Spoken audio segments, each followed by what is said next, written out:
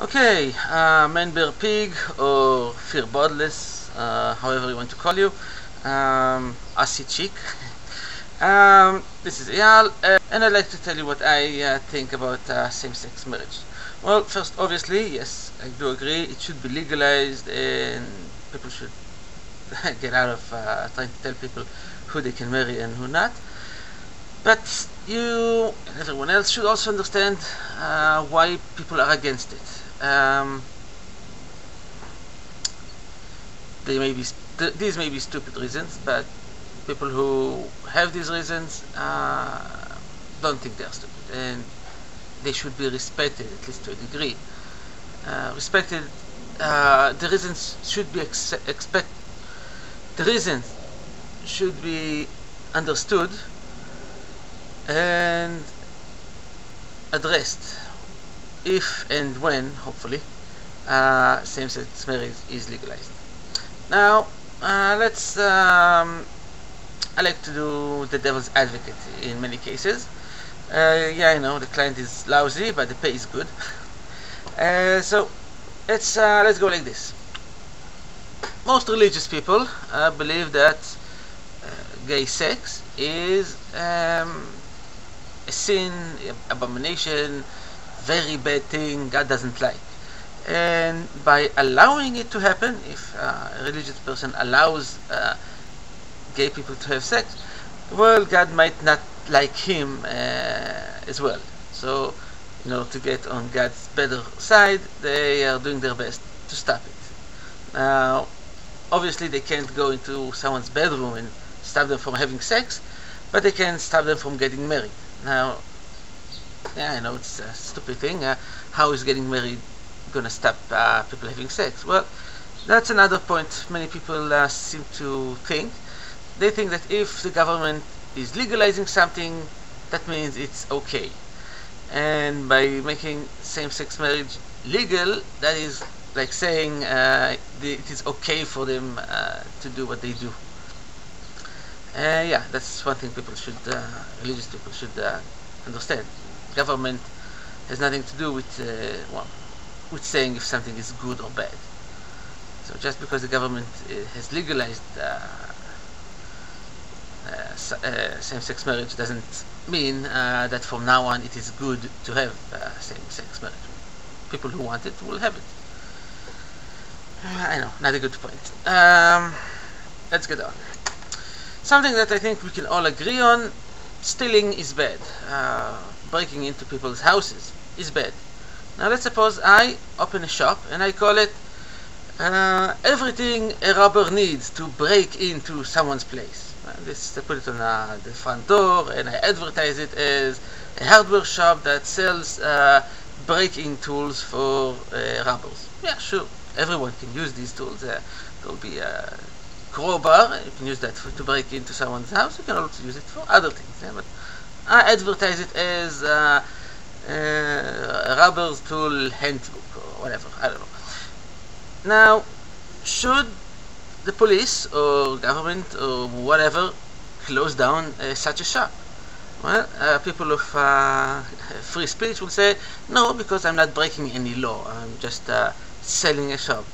Yes, I have a bad taste in advertisement, but that's not against the law. But I think most of us will agree that I should be forced to, in some way, to change the name of the shop, change the way I'm advertising it.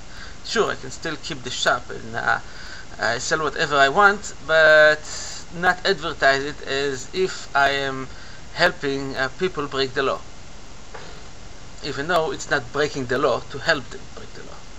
And that's where the people, religious people, are about helping gay people have gay sex, and they don't want to appear to be helping them in any way. Sure, they can give you a civil union, and as long as it's not called marriage, then they are okay with it. Similar to how you would probably want someone with a bad shop name to change the name of the shop. Sure, they can still sell the same thing and do the same thing in the shop and have the same client base. Just don't call it as if you're helping people break the law. So, I hope this made the point. clearly. Now, another thing you should consider is what happens when, okay, so we legalized gay marriage. What next? What if three people, three gay people, or two women, one man, or two men, one woman, come and say, okay, we love each other, we all three of us love each other equally, we want to be considered a single family unit.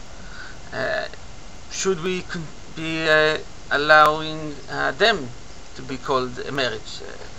Sure, yeah, that's kind of polygamy, and let's say it's four people, two couples, two women, two men, and they want to be called as a single family unit, as one married quadruplet, whatever you want to call that. Where do you draw the line? If you are allowing gay marriage, why not allow polygamy? And I know it is a little bit different, but why is it different? Why is two an okay number by your belief?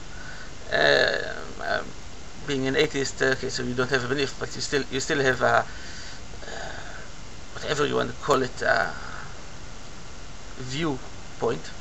That's good. If two people getting married is okay by your viewpoint, why not three people getting married? Why is that not okay in your viewpoint? Now, another problem, which may sound small, but I think that is actually the main reason many governments don't want to allow gay marriage, and that's bureaucracy. Government officials don't like changing forms. They like a single type of a form, don't want it to be changed there ever. And for that reason, allowing same-sex marriage will cause a lot of headache to many government officials, and that is another reason why they oppose any kind of change. I know it's a bad reason, but I think that is probably the main reason. I mean, even after the religious people will okay it, the government people will still not want to change their forms and stuff.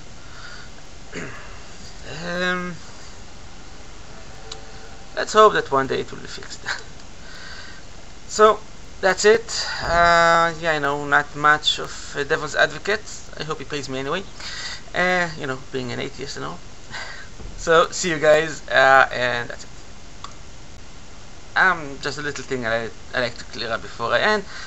Yes, I know, I am a deist, not an atheist, but for all intents and purposes, for almost any kind of debate on the matter, I am rooting for the atheist side of things. I don't believe God interferes that much with almost anything, and most prophets are just people who think they saw God or have a good idea of how to use weaker-minded people to get political power. And so, yeah, God may exist, but he's trying to keep himself out of the picture. So, yes, I'm a deist, but I'm technically an atheist. So, see you guys, and that's it.